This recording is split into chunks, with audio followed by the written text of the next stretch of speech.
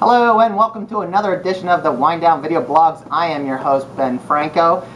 Today we have an Italian wine, so I wore my Italian shirt. We have a big ass bottle. This is Altesino. It is a Brunello di Montalcino. Brunello basically is from Tuscany. The Montalcino region of Tuscany is south of Siena. So it's basically in the southern part of Tuscany.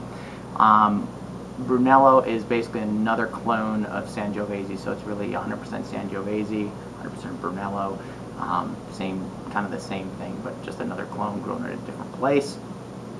And this particular wine must be aged a minimum of 4 years. 2 of those years must be within oak.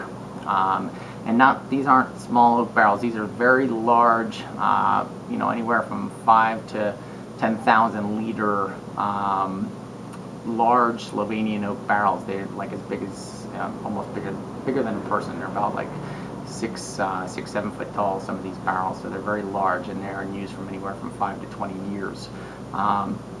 So as far as the flavor imparting from the oak, often isn't exactly that much, but the air exchange between the barrels is kind of what they're looking for. But there is flavor definitely being imparted because they do clean the inside of these barrels between each vintage. So they do kind of renew the wood a little bit. So let's give this wine a little go. Let's look at the color first of all. Definitely a purple hue there.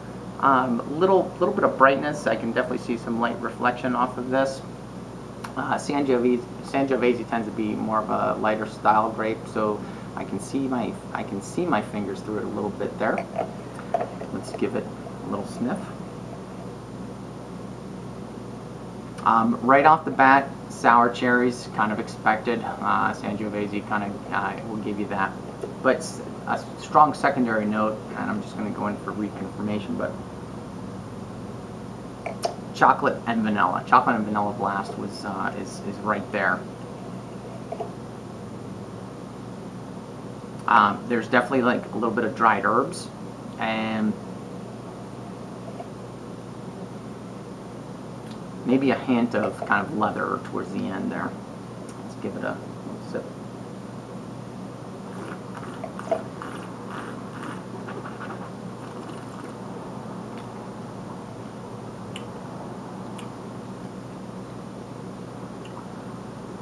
This wine has a lot of acid, so it's making like very tart, puckering. So that sour cherry is really showing through.